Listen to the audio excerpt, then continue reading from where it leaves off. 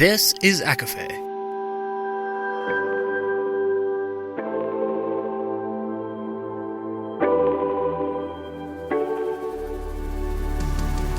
Laura Marie and Jessica Marie proudly present A Court of Fandoms and Exploration, a podcast. Fair warning, everything the hosts say is explicit, full of spoilers and adult content and shall not be used against them. They have opinions. Let's try not to drag anyone for expressing themselves and just have fun for an hour. We all deserve it. This episode contains spoilers from Kingdom of Ash with mentions of the Black Witch Chronicles, specifically the Demon Tide, ACOTAR, Dune, Firefly, and Shatter. For full list, please see show notes. There are also conversations surrounding sexual assault. Hi, everybody, and welcome to A Court of Fandoms and Exploration, your weekly deep dive into the YA literature and fandoms that we love. I'm Laura Marie. And I'm Jessica Marie. And today we are discussing the Kricket Series. This is Kricket with a K by Amy A. Bartle. And all three books, we're discussing all three books. They are all now on Kindle Unlimited for traditional reading and for audio as of today's date, which is March 13th. Yeah. I'm very excited to talk about these books. Nobody talks about these books. These books are not discussed. Jess, what do you take me away? So I think it's important to note that I honestly, just the covers alone, I got very fantasy vibes. So I go, I go into it expecting fantasy. It is not fantasy. It's sci-fi. So I think that's important to note that there it is different. And my prior experience to reading sci-fi is limited to Dune and Ice Planet Barbarians. Two very different extremes. And then, of course, you have shows. Like, I love the show Firefly. But it took a while to transition for this one, the first book. And then I finished the book 2 and 3 in 24 hours. So that just shows you how they're good reads. They're quick reads. They obviously build on each other. And it really, like, book 1 and 2 are just the precursors to give you to bring you to book 3, which was really nice. And I think it helped that throughout my reading, you had said, okay, think of it as the Hunger Games and ACOTAR. You were like pulling all these different things that we've read. And that helped me get into a little bit more. But I think it's just important to, like, preface the conversation that I was very much unsure if I was going to enjoy it. And then on top of all of that, you had said, and just so you know, the author has a blog, a section on her website of her blog dedicated to the ending of this series because there was so much controversy. And we'll tag that in the show notes. But now I was just unsure because I have the background of the Hunger Games and I knew people were very split on the ending there. And then I'm understanding this ACOTAR background. And I'm thinking, where the hell is this book going to go? I thought I was confused and I was missing something the entire time, where you had to say, no, you're learning everything as Kricket is learning everything too. So it just made more sense to go, what do you say? No, it's just vibes. Like, that's how I had to go into it. Cause it's otherwise if you get wrapped into the going down one way or the other and you get sucked in, you're not going to look at the whole thing of what's going on. So I suggested this series because I was thinking about it when I was reading Shatter. That's what I just kept thinking about during Shatter was this series. And there's like kind of some similarities, except, this one is aliens, but we'll get into it. I want to start with the ending because the ending is, I told you, unlike kind of anything else that we have come across. The ending is, like spoilers, but you're here already. Kricket chooses herself and she chooses freedom. About fucking time. Yeah, somebody chose themselves. Somebody chose freedom. Somebody chose to leave everything behind and say, fuck them. And that is rare. She chose choice. Yeah, everything. And I feel like anybody who interacted with her might think that was curious in the book, but there was not one moment as the reader you didn't know that that wasn't her choice. It was in every internal dialogue, every underlying thought with what she was doing. I'm just like, where do we start with this? We start with book 1 with Kricket. Like, we have to give a character rundown, right? Oh, absolutely. So over the course of there's 3 books, and the key players, I would say, we were in no particular order. You have Kricket, who is here on Earth. She has been in and out of foster care her entire life, and we come to find out that she is also not from planet Earth. She is half Alameda on her mom's side and half Rafe from her dad's side. Then you have Jax, Trey, and Wayra, who are all Rafe. They're coming from the planet Ether. I want to say Ether because I'm thinking of Legendborn, but it's Ether. Spelled the same way. Then you have Kyan, who is Alameda. Fulton, who is Kyan's pretty much advisor. Giffen, who winds up being Kricket's keeper. And I say that term loosely. He was just basically watching her whole life. But, we'll get into it. Yeah, that's a whole different thing. There's Fucking Astrid, her baby sister. Is her Nezra? I feel like I wrote that down. Okay, Nezra, her older sister.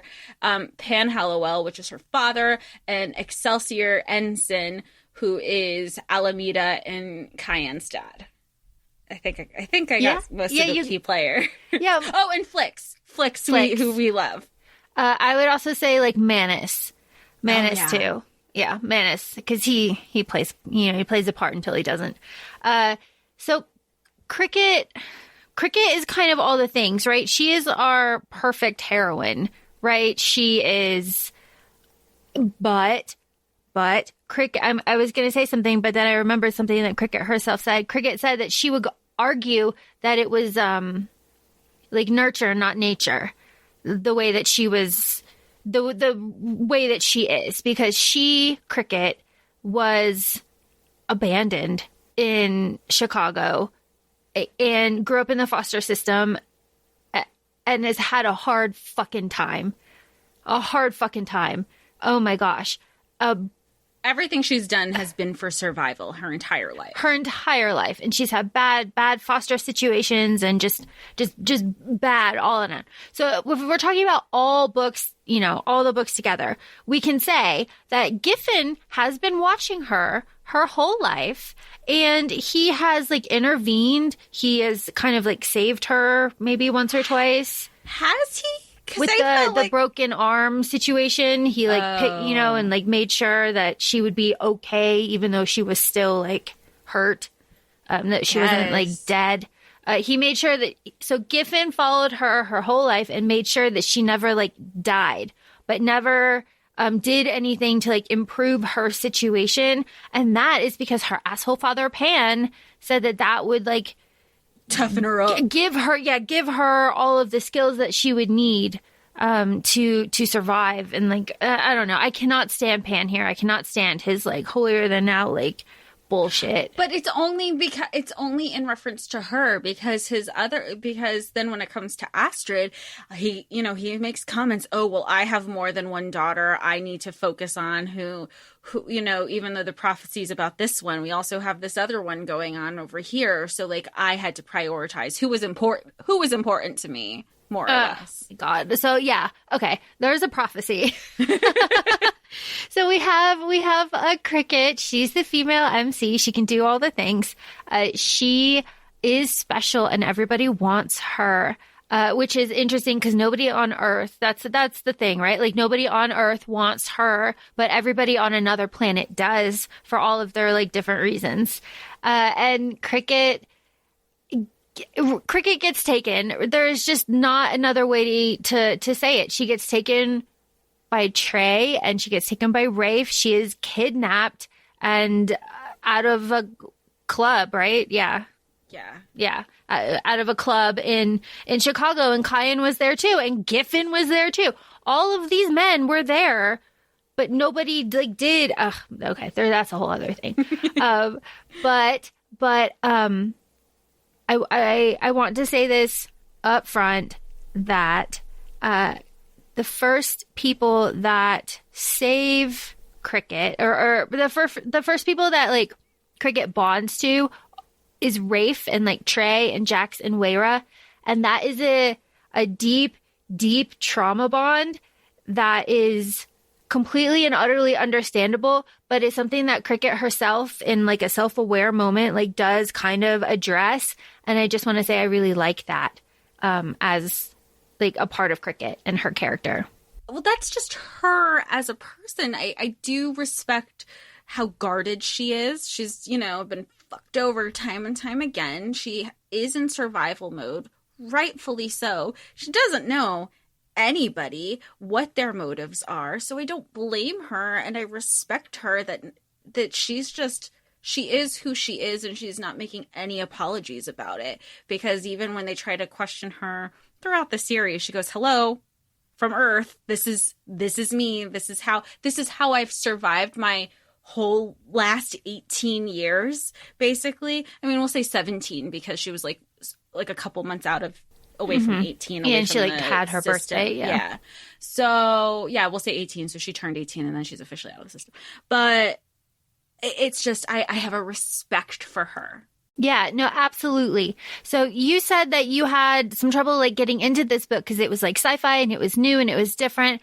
And you were like, I am missing something. I don't know what is going on. And I told you that like in a book like this, you are learning as Kricket learns. So like the world is building as Kricket builds it, and we are learning as she does. So her questions and stuff and her use of the language and all of that might be kind of annoying at first, but like you are learning as she does. So it kind of lends a weird authenticity to it in a way, because I know from experience that as soon as I learned cuss words in another language, that's all I said. And as soon as I learned like a phrase, that's what I said. So the Kricket saying like knob knockers all the time, it's like, yeah, it's like this phrase that she knows. Like, of course she's going to say it all the time. All the time. Yeah. Or like when the only day of the week I feel like she remembers is Fitzgibbons or like Fitzmartin. Yeah, Fitzmartin, that's it. Yeah. It's like okay, yeah, fine. Which is, throughout the whole series, you hear her start reflecting how it's just second nature for it to be integrated into her language and her life. And then she even says, like, she makes a comment of, but what's going to happen to us? And then she takes a pause, like, us. When did I start associating myself with, I want to say Earthia now, Ethers, with the Etherins, because there's 5 houses in Ether. It's easy to say like, oh, the Alamitas and then the Rayfian. Like, no, there are 5 houses on one planet. I'll use the term. I mean, because we just know it's another world. We're assuming it's another planet. So I don't know. I like that it's, knob knockers makes me giggle. Some of the swear words, it reminded me of Firefly, which I had told you, just in the fact that Firefly was able to use a lot of swearing based on integrating other languages into the show to kind of like loophole the FCC more or less to have it on primetime television. So that's kind of my correlation with Firefly. Well, and also you can say that there are a lot of spaceships in this series, because there are space stations. Cayenne has a space station. There are spaceships. There are flying cars and all these like motorized like cars. This is like a futuristic situation. Like when she was merging into traffic, it was reminding me of The Fifth Element. Mm-hmm. Yeah, exactly. Yeah, me too. I was like, oh my gosh, I know exactly what this looks like. Okay, so Kricket, there's a lot going on about Kricket. There's a prophecy about Kricket, and then Kricket is half Alameda, half Rafe, which fulfills the prophecy, and it can go all these like kind of ways, but she has the gift of seeing the future. She is clairvoyant, and the whole first book and basically most of the second book are Kricket learning about the world, falling in love with Trey, bonding with Jax and Waira, and then trying to learn the society of Rafe while also being completely controlled by what is going on there. And she was like forced engaged. I mean, she's forced engaged a few times, but she's forced engaged to Manus, who's the leader there. And she's not told anything. And there's just this whole situation here. My point where I'm going with this is that the first 2 books are about Kricket learning everything that she can with the undercurrent of escape, right? And like fighting against Cayenne specifically. So, Alameda and the Brotherhood, but like Cayenne specifically, because he's the one that keeps finding her, right? But then the whole 3rd book is about, maybe I shouldn't have fought so hard to fit into a place that didn't want me when everybody is accepting me in this other place. But then the last part of that book is fuck you, I'm out.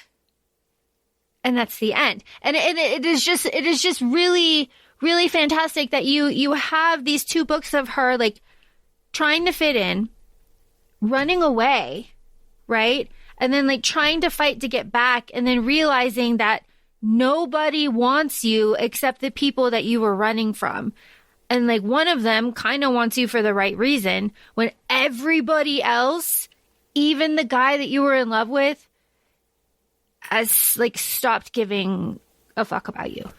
It's a lot. I just, it's a lot. My heart breaks for Kricket.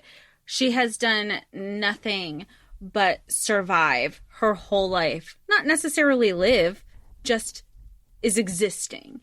And there's a line, in the book where she goes, and she's just like finally able to sleep, where she goes, the stress and struggle to survive are finally catching up with me. And then she crashes into a slumber. And like that's for her, what is it? Like 13 years. She entered into the foster care at 5, and now she's 18. So how she didn't give up, and she did at some point. She didn't want to return back to her body. She was like, you know what? It's living to die. She knew what was going to happen. She knew she had nothing else left to lose. And even then, she was still fighting Excelsior, like with her plans, just waking up in the middle of the night and realizing, wait, we can use his ego to work against him. Wait, okay, so you bring up Kricket, like going to the future and all of that. Let's talk about that. Let's talk about that and how Kricket can sense lies and she can go into the future and figure out what's going on. Well, she knew she could sense lies when she was on Earth. She didn't know how. She didn't know why. She was just like, it's kind of like this party trick that I have. Yeah. And she didn't feel like it was like anything magical. She just had this quote unquote gift. And upon being kidnapped, I mean, what's the best way to explain? The prophecy is there will be a daughter who will be a priestess, is from 2 houses and 2 worlds. So that's where she fulfills that prophecy. She is from House of Alameda and House of Rafe because of her parents' lineage. And she is from 2 worlds, from Ether and Earth. And here she is. She's here to fulfill it. Some people love it. They're like, yes, we have a priestess. All hail the priestess. But with that, with being a priestess in a patriarchal society, it's, well, how can you serve the men? How can you be beneficial to the men? And she wasn't about that shit. Well, and the big part of the prophecy is that one house will fall, right? And it is not specified which house will fall. And Alameda has decided that they will be the ruling house. So they have allied with all the other houses against Rafe because they're like, no, fuck you, Rafe. Rafe is going down. And then Rafe is like fighting back and they're trying to get allies. So in between like all of this is Kricket, who fulfills the prophecy of going to kill Excelsior and become Empress of Ethar, right? Like that is the prophecy. And you say Kricket fulfills it, but like her sister, as we said, Astrid, also fulfills it. And Astrid is the one that has been protected and raised to be the Empress. Okay, so then my second question is, because I was just thinking about this now while we were talking, what's the second world that Astrid is a part of? Because they hid Astrid for so long, but not on Earth.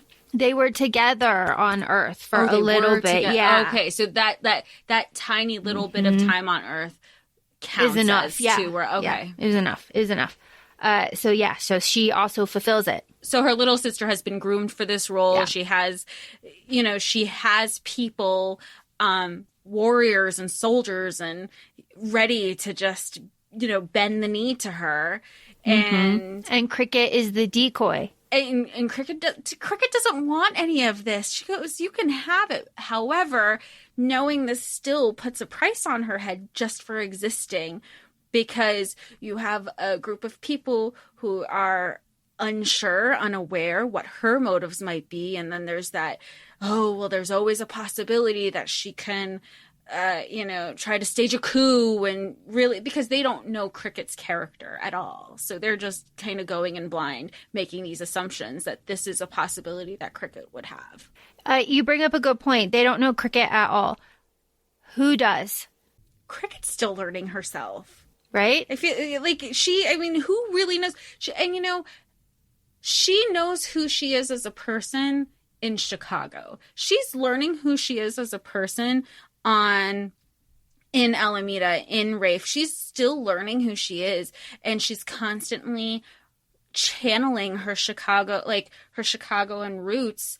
When she says she clutches the scissors next to her, because that's how she, or there was a night that she was sleeping with Trey, and Trey had a dagger under his pillow, and she was asking about him. He goes, "Are you going to tell me you grew up and you didn't try to keep yourself protected from it?" I mean, that's embedded with her because survival has been her whole skill, her whole life. And then I think Jackson Wayra even say, we're going to utilize those skill sets when we need to break into here and steal this and blah, blah, blah. Because again, to go back to the nature versus nurture, where she goes, I had a foster father who told me like all these gimmicks to bring back to home, so we're not paying for things. It's just, it's a lot of responsibility for one person, and a lot of demands and expectations for somebody who didn't want any of this in the first place.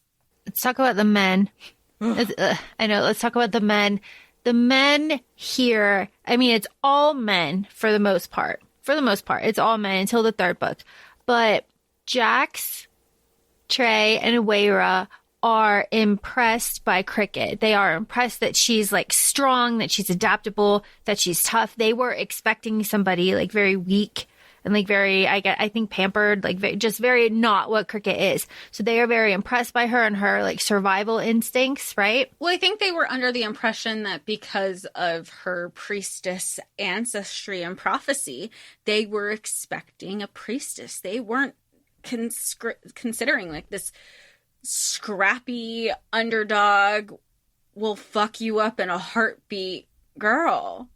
So we have these three Marines, more or less, these Kavars, have like bonded with Kricket, and they are with her for books 1 and for books 2. And then Cayenne and Cayenne and Alameda and the Brotherhood are painted as the enemy here.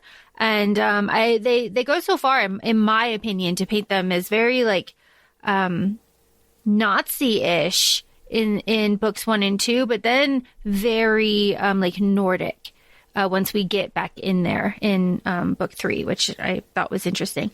But the differences between Cayenne and Trey become very apparent to me. Like I was absolutely done. I was done with Trey pretty early on. Yeah, you said, because I forget what I texted you, and you go, I have a lot of issues with Trey. I have a lot of issues with everybody, but I have a lot of issues with Trey. And I was like, well, let's discuss.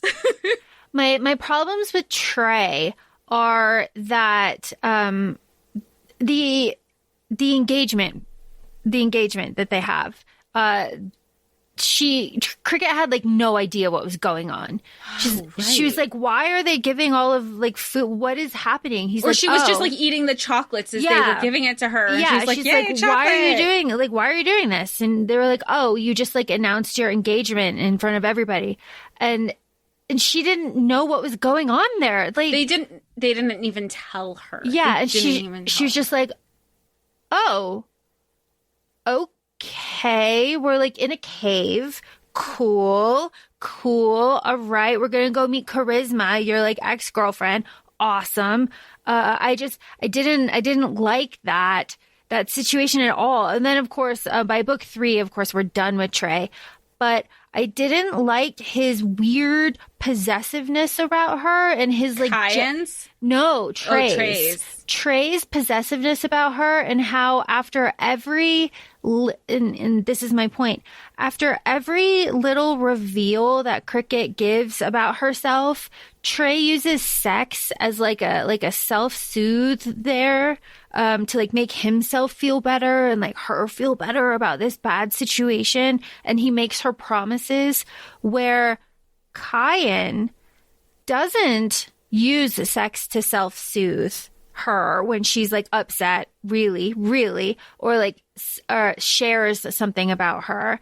And then he goes beyond and teaches her everything that she could possibly need to know to practically live on Ethar and survive in that world, because he is able to provide her like a safe environment to do that, where Rafe and Trey are always on the run and always after her, and there isn't any time to do any of that.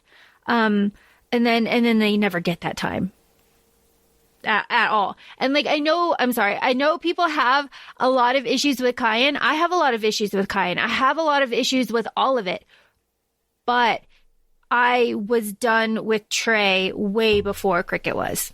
But that makes sense, because you can look at it objectively, seeing the trauma bond, where when initially she wasn't aware of it. For the first time in 13 years, she has this kind of like, in a way, I don't want to say found family, because she did find her found family with her friend in Chicago, and then her boyfriend. But it was family in the sense that she never had like in-laws or like a real boyfriend or like this family dinner night. It's kind of like you said with ACOTAR, it was the first thing to ever show her kindness. So it makes sense why it would be so easy to fall into, and why you have those rose-colored glasses, because in those times when they saved her, she believed she was being saved, whether it was from Earth or when she was with Manus in the space sky station thing. In Sky. When Alameda attacked and she had to like make that jump, and Trey caught her, and like they were having that whole like moment. Oh my gosh, that would be awesome. It is just really interesting to me that that Kricket finds her place in the place that she was running from the whole time, but it's not what she wants. So like she takes the steps to like leave it, like, cause she doesn't want it. But I do really love the plot twist of this whole boys born with the gene are in this like secret place in this lab, and there was a plague, and the plague came from this lab, and it was actually Kyan's dad who was behind all of it, and like he wants to create this whole thing. All of that was so fucking interesting to me. I was just like, oh my gosh. And then okay. I have my issues with Giffen, obviously, like no go there. But the way that they manipulated and roped in Trey and everybody's families, and kind of just like killed all of their spirit, and because of that, and the situation with Pan and with Astrid and the prophecy and everything, it is interesting to me that all of that happens in book 3 really does stomp down this relationship with Trey, right? So that in book 3, when he is holding Kricket by the throat and demanding that she eat that bar and she doesn't, and he starts like beating the tree next to her head in like frustration, it was just like, I am so done with you. It reminded me of the conversation, like in that moment, I was just thinking of all the conversations we've had in previous episodes too, about the guy who punches the wall because he's angry. Yeah, and he's punching the wall because he's angry and frustrated, and it's just such a comparison because that is not something that Kyan would do. Kyan would like walk away and like calm himself. You know what I mean? Like it is just really interesting. So it is like your first love and then like growth. Yeah. And yeah, but also I do not want to go on record and defend Kyan because I'm not, but the way that the men run society in this world is very upsetting and it's very jarring, and the way that they treat women is very upsetting and jarring, and it is disgusting, and it is something that pops out at you as a reader, and that's good. No, it should pop out, and it should it should render these discussions. I mean, Kricket even says, all you Etherians are racist. You pretend to be more progressive than others, but it's all a front. And she's not wrong. And this goes back to our conversations where we have with the Black Witch, more specifically with the Demon Tide, is if anybody took a moment to reflect on themselves, they're doing the same exact thing to each other that what they're complaining about. Yeah, because they're all separated by hair and eye color. That's the only difference. Right. And then even Kricket tells, like, when she was kidnapped again by, like, Giffen, Trey, and crew, she goes, they want the same thing that you all want. They want Excelsior dead. You want Excelsior dead. Why are we, like, not talking this through? And it's just like, no, we can't. Astrid, Empress, all of that. And it's just like, oh my gosh. Okay, we get it. And like, obviously it could have been done with like, I don't know, a purple sky or something. But it is what it is. We're working with it. Floans. It just makes me laugh every time she says it. One of the criticisms that I read about this book was that Kricket's use of the language was annoying. That's why I brought it up earlier. And that in no way would she immediately start using it. And I thought the exact opposite. I thought, of course, you're going to start using the words that you know. And like, if you know what the time scale of stuff is, of course, you're going to try to adapt to that. Like, wouldn't that make sense just culturally? Even when you go to another country, even for vacation, you try to learn like little local customs, local traditions, even traveling internationally. If you're going to have more diverse food choices, I'm going to try to understand the customs of a different culture's food tendencies and how they kind of interact. As a respect to the culture, like that just makes sense to me. Yeah, like of course she would. Obviously, I don't know. I bring it up only to say that like some of the criticisms that I was looking into are totally valid, right? Some of them are like, okay. Our frustrations that we have with not just this series, but just patriarchy in general. But you had said so beautifully that it's supposed to be jarring. It's supposed to stimulate these conversations. If you're getting upset, if an author is evoking emotions out of you, that's the point. You shouldn't be sitting and reading this and being complacent, thinking, trigger warning, like rape culture. It's not being perpetuated. It's forcing the conversation that it's not just an alien culture, because it happens all the time in our culture. Yeah. And I'm thinking, and Kricket was never sexually assaulted. She was never raped.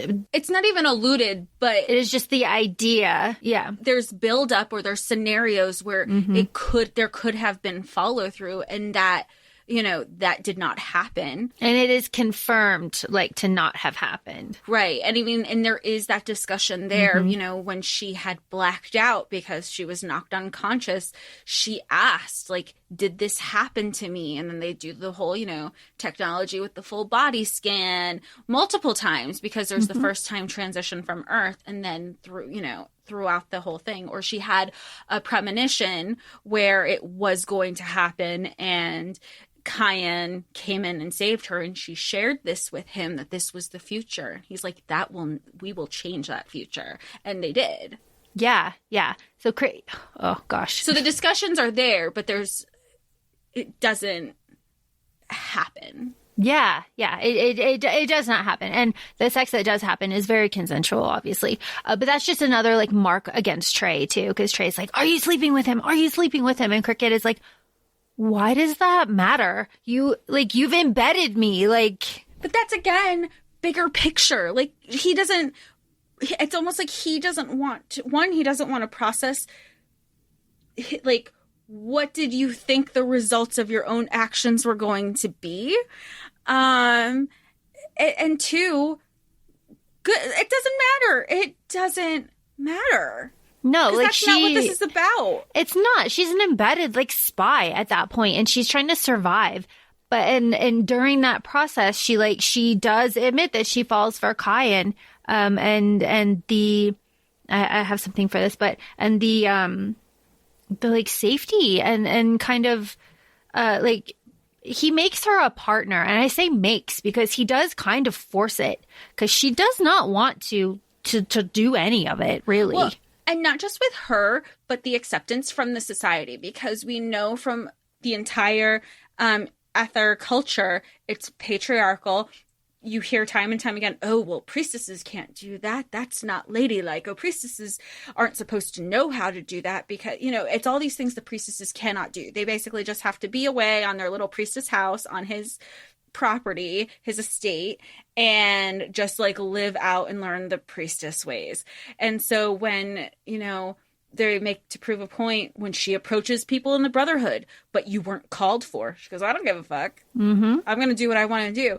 And I just love that they really are teammates, because once they realize, and again, part of it comes from him learning her past and understanding her little nuances, when he can kind of play into it when they're in that room, and she goes, but you'll be so far, however will you miss me? Like, I love that camaraderie in that moment, because they are equals. And yes, he forced her, but he's also forcing the larger society of, don't fuck with me. If you mess with me, you mess with her. If you mess with her, you mess with me.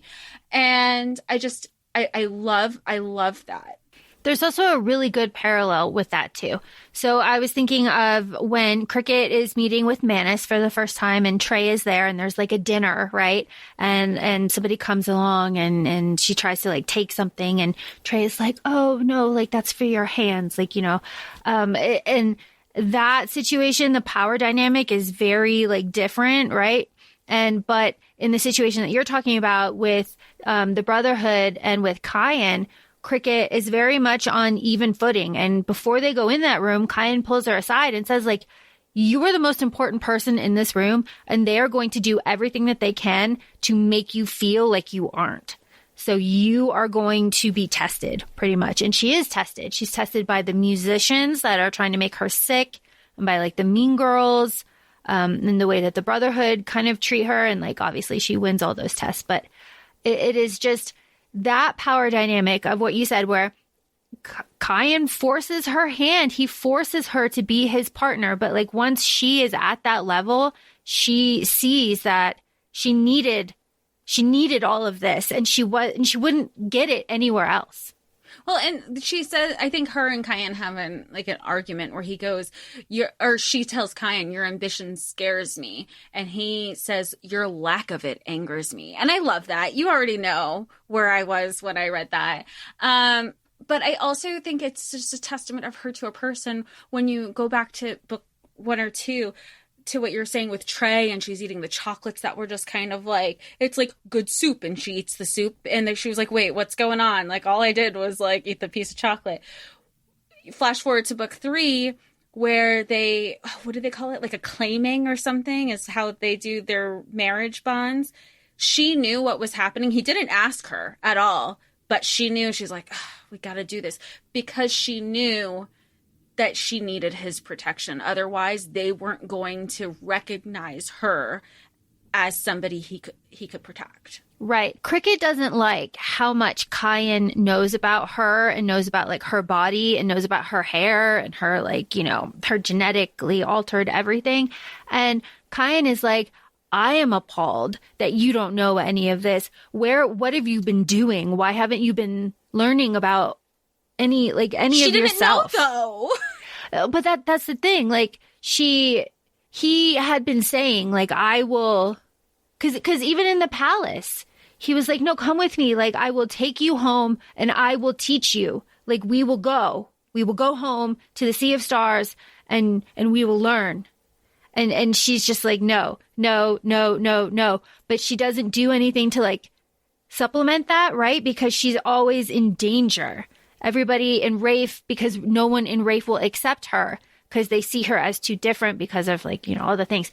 So she's constantly running, and it is just like, and Kyan is like, look, cut your freaking hair, like do this. You can't stay away this long. Like all of this stuff that in no way, shape or form or situation would Trey have been able to give her what that. She needed.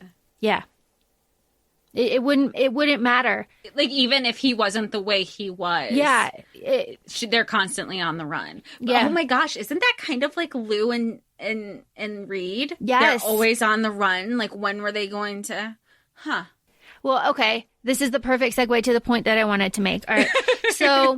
So Trey, I started off this book really liking Trey because Trey is like, look, I'm so old. I am old. We live really long here. Like, you are a child. I'm old. And I liked that. I was like, okay, good. All right, fine. But later on, what does Trey say to Kricket? He's like, you know, you're so frustrating. You make me feel all these things, make me feel alive. You make me feel like I want to live. And I was like, okay, we have a manic pixie dream girl situation. But that's only to him. Yeah, because like she doesn't feel that way. Like there's nothing there. So like, right, but I'm saying like she's his manic pixie dream girl. That doesn't mean that she's everybody's manic pixie dream girl. No. But Kricket is not Kyan's manic pixie dream girl.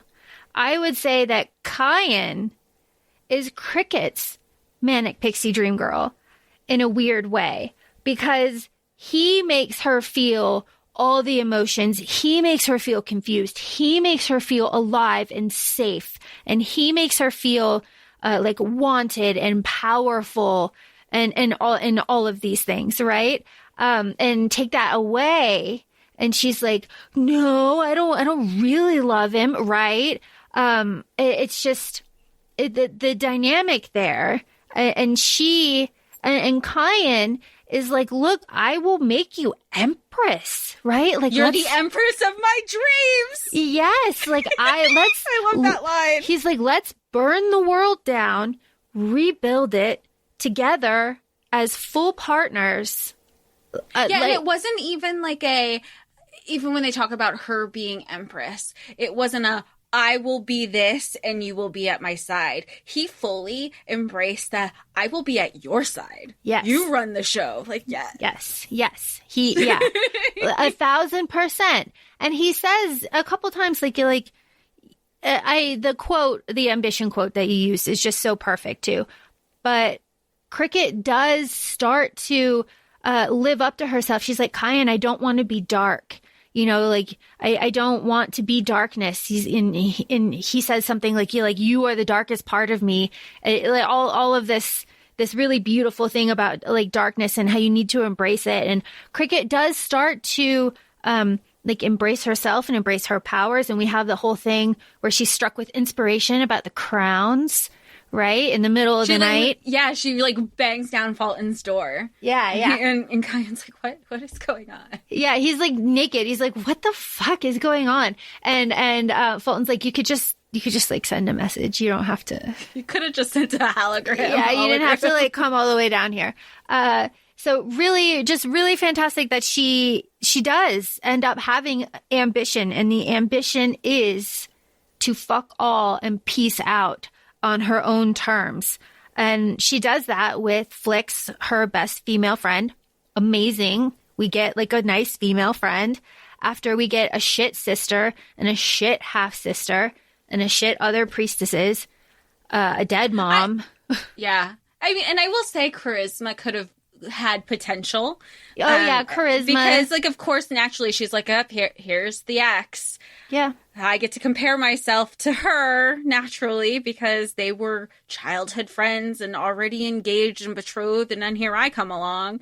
Meanwhile, you find out that she's been in love with his twin brother the whole time. Yeah, so it, like, wasn't a thing. And, like, he even knew it. He goes, how could he fall in love for somebody that he knew he wasn't supposed to be with? Like, he saw it with his brother, and he's like, I needed to piece out for y'all to recognize what you had for each other. I think Charisma would have been a great female friend for her too there, in that moment. But Flix, she had sass, she was truthful, and even with all the mean girls, I forget whatever the line was Flix said that had Kricket say, she's going to be a friend for life. And I'm so excited for that. I hope my like good vibes are right with her. And they are.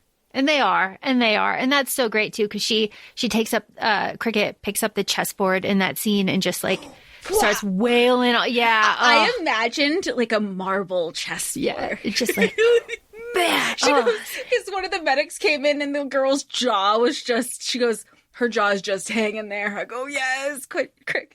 And Kyan's like, that's my girl. That's my girl. That's my girl. And I mean, and him, that's as much as we always think like, oh, that's my girl. That's the bragging, right? But then when they would say it in context, you belong to me. All the pushing, like that bothered me just throughout everybody, all the males in the series. You belong to me. You're mine, blah, blah, blah. Which typically, I love a possessive alpha hole in books. This one wasn't doing it for me because I loved that Kricket would, no, I belong to myself. I am my own, because it's maybe it's just like under the pretense of how they were going about it. I don't know. Because any other male, Castile could say you're mine. I'd be like, bet. I guess. I do not belong to me in that moment either. But I couldn't do that with her. It just rubs the wrong way here. Maybe because they're Marines. Maybe not. I don't know. Maybe. I don't know. No, because Kyan too is like that. Yeah. Well, and then like even the descriptors with Trey, dark hair, violet eyes, tattoos with swirls. Yeah. And he's done. the one and he's the one with the anger problem. You would think. Yeah, we're going for the blonde with the blue eyes. Yeah, but Viking. Yeah, we're going with the Viking. Man, when you're just talking it out, like Kyan's a hard sell, but when you're in the book with it, you're just like, he is the better option here. He is the better option, and he is like devoted not only to you, but like he is devoted to making you empress for like the betterment of the world. Like he fully believes that. Not just for the betterment of herself, which is why, I mean, she says everything he does, he brings me along and shows me how to do it. Something that, and then she says something referring to like her not knowing how to swim, that has plagued me since I've been here is now a skill, all because of him. So she gives credit where credit is due, which is a great thing. But again, everything that he's doing, and she's like, yeah, I'll learn. There's the underlying tone that she knows and is telling herself in her internal dialogue is, I can use this skill to help me get back to Earth. I can do this and it'll help me she's building that toolbox, her toolbox skill set of things to help push her into what her end goal is. Yeah, and her end goal is to go back to Earth. And she's made that clear the whole time, which is just so interesting. But so we're getting to the end of this book, end of this series, like the end of book 3, and Kricket does the damn thing, right? The prophecy is that Kricket will kill Excelsior, and she does. She plays up on his ego, and it works. And the thing that I really like about it is that she looped Kyan in, and Kyan was with her the whole time. Kyan built the crowns. Like, they were full partners in this. And like, yeah, Kyan got captured. Kricket got captured too. Yeah, it sucked. Yeah, that was crazy. But she killed him, and it was like broadcast, so everybody saw it. It was just like this whole thing. And it is just so great that happens. And Kricket saves Kyan, right? She makes a conscious effort. She puts him in the little like med casket thing, and then she pieces out with Flix. Well, and I loved that whole scene because she, like we said, she uses Excelsior's ego against him, and she knew it would, which is why she said the message in the board to say, keep working on the crowns, blah, blah, blah. Like, it's going to be okay. Do all the things, puts the crown on, unalived. Then even Fulton was like, what do you mean you have Kyan? You saved him? I mean, it says in the text, he was just shocked that she did that. And then when she's trying to fly this helipad in that he taught her how to do, you know, little alarms are going off in his estate, like intruder, intruder. And she goes, it's me. I have him. I need medical attention ASAP. And they go, do you want us to take... The fact that she goes, wait, you could fly this for me? I mean, I released a breath I didn't know I was holding for her. Because I was like, thank God she gets to breathe for a nanosecond to just be like, you got it from here? Thank God. Because up until that point, she still never cut her hair in that moment to help reset. Like, she focused on him. That wasn't working. They basically she kept cutting his hair, hoping something would happen. Like, now, no. But good for her. I was so happy. What a cool ending. Yeah. And she didn't lose her powers. Yeah, she didn't lose her powers. And so the ending, okay, so they have to go back through the forest of Omnicron, the forest of O, which is the same forest that Kricket went through in the beginning with Trey and Wayra and Jax. Only this time she's going through with Flix, but she's also going through with Jax, Wayra, and Trey because they are like stalking her. The stalking of them, so it is the opposite, right? So the first time that Kricket is going through with the Kovars, they're all together trying to stay alive. The second time, Kricket is trying to do it on her own, and she's almost there, right? She can almost do it, except for like a wolf, and Flix lost her water. But they are like stalking her, trying to safely get her back, and then the whole force feeding scene is so fucking gross and weird. I feel like that could have been eliminated. Like, we didn't need that. No. What was the point? What was the point to it? It was nothing was added, no value was added. It doesn't it doesn't, you can't even say like, it helps move the story along. It's the end. And it's the last part of it's the last book of the trilogy. So it just didn't feel like it was needed. No, it just made maybe that was it just like their way of saying like, this is the last time we're going to see Trey? Like, that was the goodbye that we received with Trey from a reader? I don't know. Like, I don't know. Maybe it was closing the door on, like, this would have been a really toxic relationship. Like, look at this. Well, she goes, you're so bad for me, Trey. Your Boy Scout bullshit is bad for me. I was like, she says it outright. Mm-hmm. That's so true, too. Your Boy Scout bullshit is bad for me. It's amazing. It's amazing.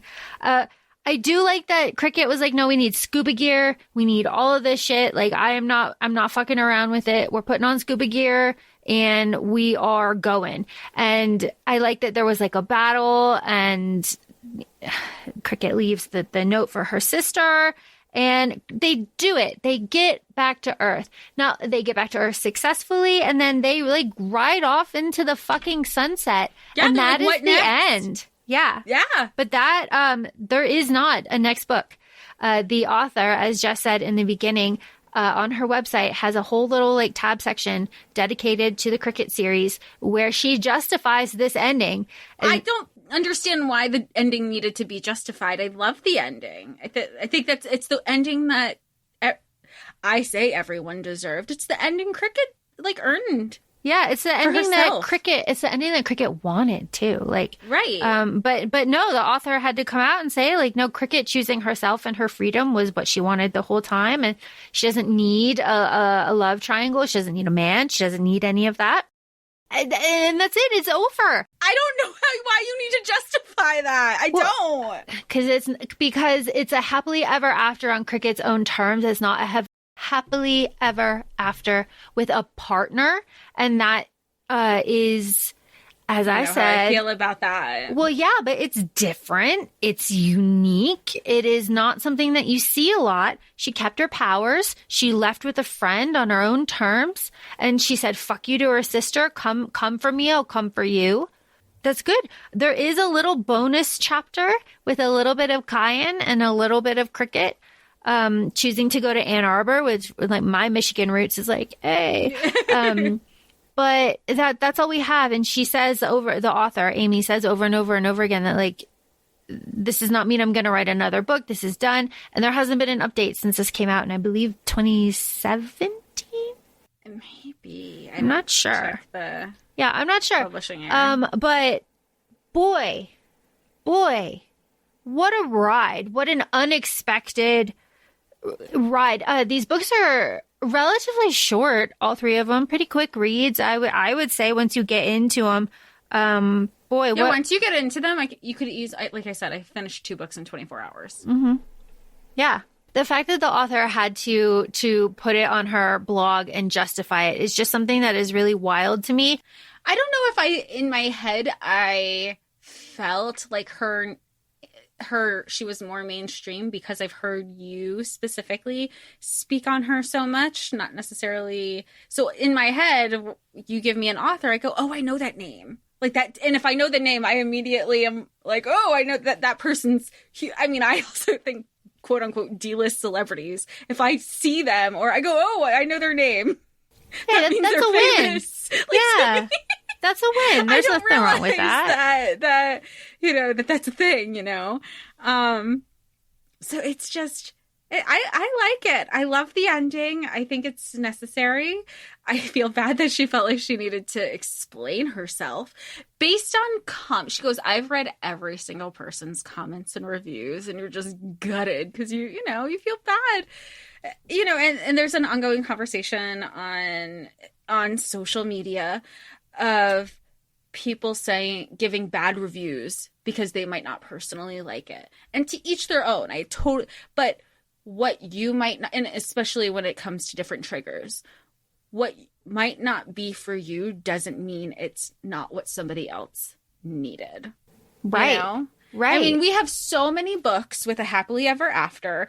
It's a whole genre within, like, romance is, like, that's part of the formula. You almost have to guarantee a happily ever after in a romance series or book.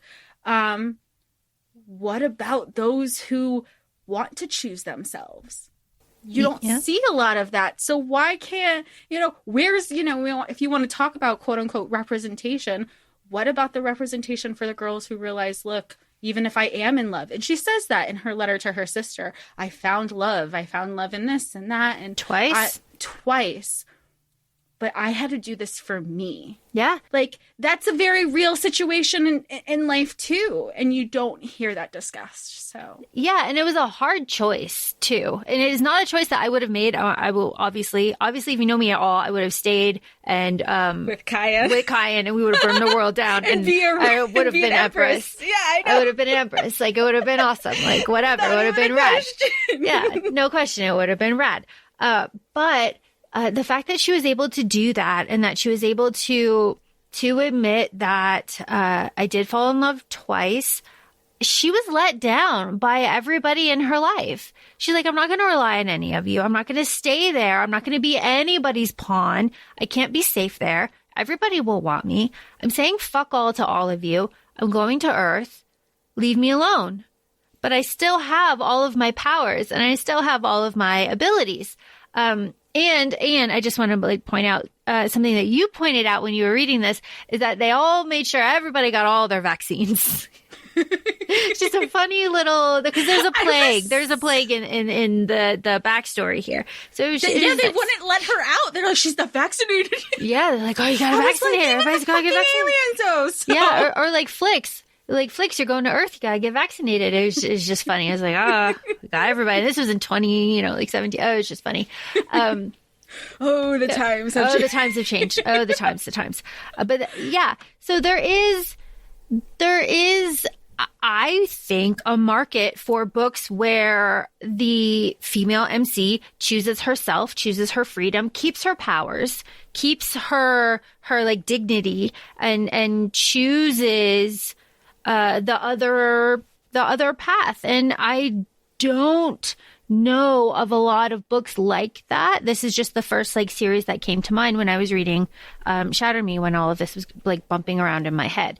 There's a rumor out there that the Book of Azrael has all that we want and more. So. It does. It is. But that is not out yet, right? No, not yet. No, that is not out yet. So we must wait. We must wait. Amber tortures us. We must wait.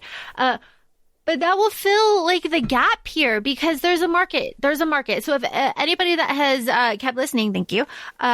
If you are aware of books like that, where the female MC just says like, fuck you, I'm choosing myself, I'm keeping my powers, I'm walking off into the sunset with my friend, and that's done. I would love to read something like that. Please. Not necessarily, and I will put this out there, it does not have to be a romantic sapphic situation either. It can just be just like a friend situation. Well, that's why we love Earth and Blood so much, because of the foundation of the importance of female friendships and the foundations that are built there. Same thing with, spoiler alert, for Kingdom of Ash, the scene at the end where it's just all the women, in Terrasen and with Aelin and just coming through. Like, these are beautiful, strong, female empowerment, female driven friendship scenes that have impacted us so much, which was so nice that at the end of, again, the end of this, they're in Michigan. They said, let's go to college because, they're going to bring in all the financial aid because they have no income and no parentage. So, like, work FAFSA for them. I'm really happy. I'm like, good. Go to University of Michigan. Go to Michigan State. Do the thing. Go. And what is interesting, though, because if you go to the website and you read Kyan's like little prologue, like Kyan's alive, Kyan's coming out of it. Kyan knows that Kricket isn't there. So there is that. And we know that Kyan says, like, I will always find you. I will always come for you. And Kyan has that great line. It was like, I found you. I lost you. I found you. I lost you. I'll found find you again. Yeah. But I also don't think it needs, I feel like if we get a fourth book, and who knows, because authors are struck with inspiration at all various times. They could be working on one series and think, wait, this would be perfect if I kind of resurface this other one. This just felt like, and maybe that's just because of what we like to target in with our reading. We love the importance of those female friendships that we don't feel like you need to have romance to have an happily ever after. And that's great for some people, but everybody's happily ever afters are different too. There's no one way perfect ending. Say it again. Say it again. There's no one perfect ending. Like, everybody's perfect endings are different for each other. So that's so true. It's so true. But obviously people have opinions so much so that the author had to address it. But that's all I really have to say about Kricket. The 3 books, 2 of them are world building and the plot gets heavy in the 3rd one. That's all I can say. Trigger warnings, check them. Would recommend, even though if you read some reviews, the reviews would say no, don't recommend, but we're all adults here, so you can read whatever you want.